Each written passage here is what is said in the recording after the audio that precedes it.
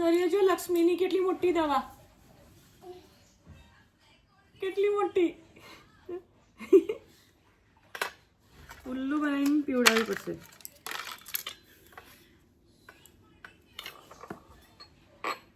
શૌર્ય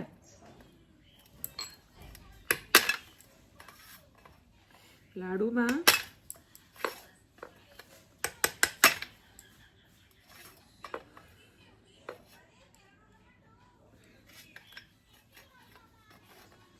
છુપી રીતે પાડવી પડશે.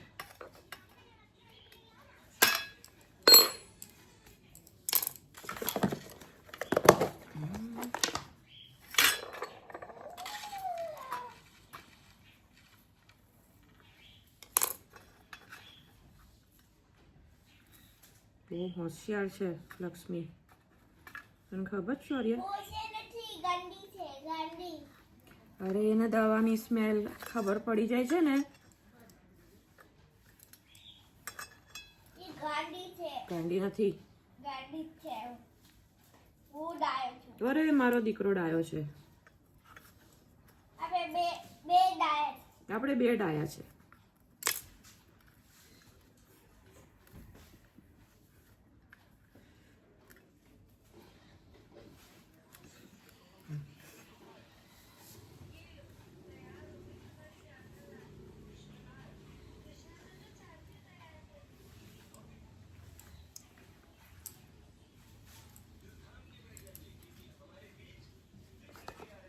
અઢી લાડુ. લક્ષ્મી હવે વરસની થઈ ગઈ ને એટલે હવે ટેબ્લેટ, બાકી અત્યાર સુધી લિક્વિડ હતી.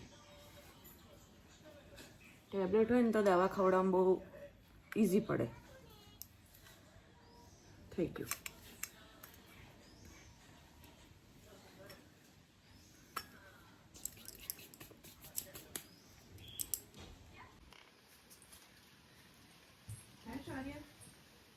આવીશ બેટા. લક્ષ્મી લાડુ જ છે કે બીજું કાંઈ નથી. એકદમ ડાય થઈને ખાઈ જા. ચાવતી નહીં, ચાવતી નહીં.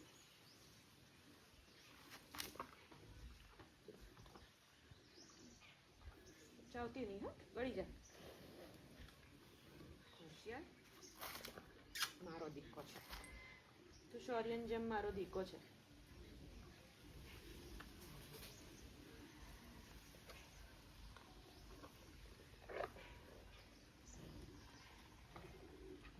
ખબર પડી? કૂચી કૂચી કૂચી. એને લિક્વિડ વાળી દવા પાતા ને તો સ્મેલ તરત ઓળખી લેતી. ગમે એટલું ઘી ગોળ રોટલી કરો. પાણી આપો. ઊભી રહે, ખોલું થોડી વારમાં.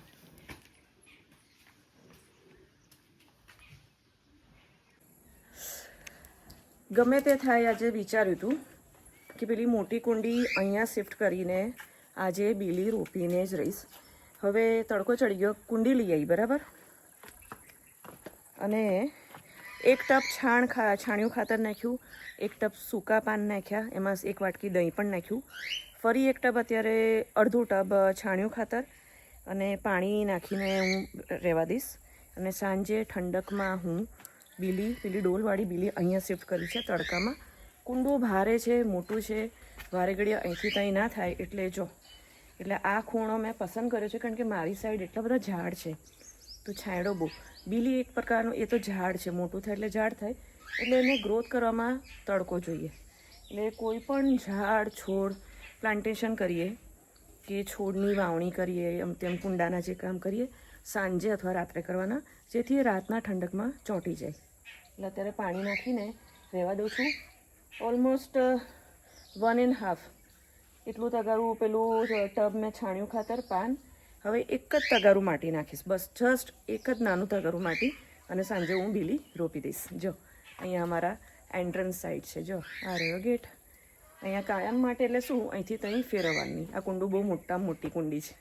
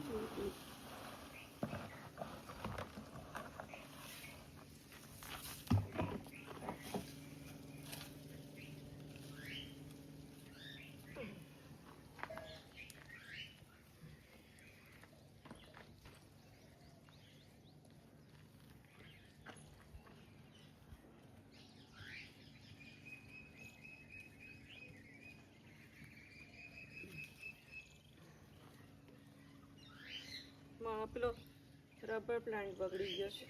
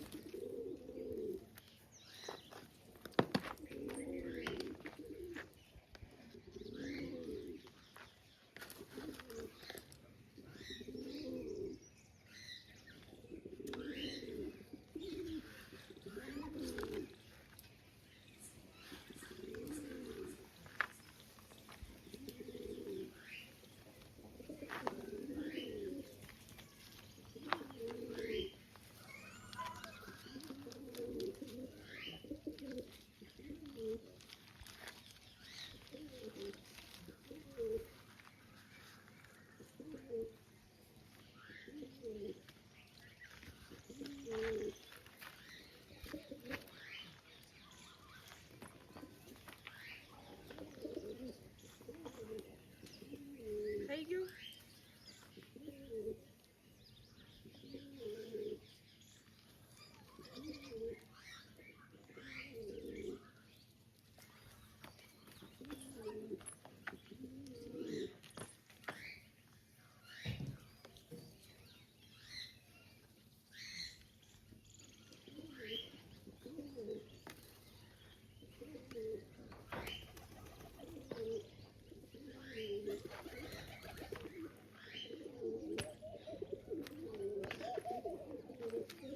તો સવારની બપોરે મેં જે તૈયારી કરી હતી, આ તુલસી જે છે ને એ ગેટની બહાર આવડા થયા હતા, તો હું બહાર લઈ આવી, બહારથી અહીંયા લઈ આવી. બરાબર.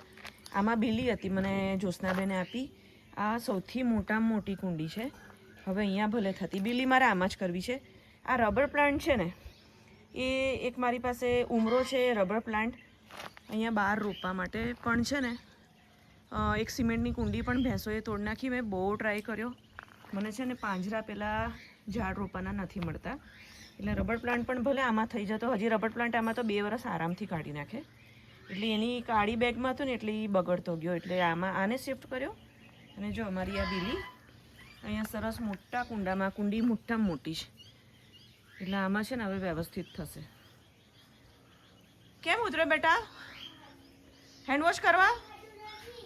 શું હેન્ડવોશ કરીએ? જા. બસ હવે કબૂતરને પૂરીશ. ધીમે ધીમે બધા કુંડા છે ને અંદર શિફ્ટ કરી દીધા, એટલે બહુ જ સરસ રીતે આ બધા કબૂતર ત્યાં કેમ પહોંચ્યા? બહુ સરસ રીતે છે ને એકદમ સરસ એનો ગ્રોથ બધાનો બહુ સારો છે, અને પર્સનલી વધારે ધ્યાન રખાય છે. એક નારિયેળીની ક્યારામાં મૂકી દીધા હતા ને, પાણી તો પવાતું હતું, પણ જો 2 તો પેલા અહીંયા મૂક્યા કોકાટીલને, એટલે એને એટલો સરસ છાંયડો આવે છે. અને એક આ રબર પ્લાન્ટ મારો અતિ પ્રિય, ઉમરો અતિ પ્રિય. ઉમરો પેલા તૃણાહારી જે ઘાસ ખાતા હોય ગાય, ઉમરાનું બહુ મહત્ત્વ છે શાસ્ત્રમાં. ઘણા તમે હવન કરો ને એનું ફળ છે. ઉમરામાં જે પેલા અંજીર ટાઈપ ફ્રૂટ આવે ને એ હરણ બધા ખાય, એટલે ઉમરો બહુ પુણ્યશાળી છે, કારણ કે એમાં પેલા થડમાં અંજીર ટાઈપ ઢગલો ફળ લાગે ને નીચે પડે ને, અને એમાં ભગવાને એવી કર્યું છે એનું કામ કે એ પાકે ને, હે જો આ રોપ્યું એમાં છે ને ઈયળ જ હોય. ગમે તેમ ખોલો ને એ ઉમરાનું જે પેલું અંજીરવાળું ફળ પાકે ને એમાં ઈયળ હોય. એટલે ભગવાને આપણા માટે નથી બનાવ્યું, ખાસ ગાય ભેંસ હરણ. અહીંયા દીકરા, અહીંયા રોપ્યું, જો અહીં રોપ્યું દીકો. આ રહ્યું કાન ખાવા આવ્યા છે એટલે અહીંયા ઉપર ચડ્યા છે આ લોકો. ચલ પૂરી દઉં. ઓય ચલો ચલો ચલો ચલો ચલો ચલ ચલ ક્યાં જઈને બેઠા.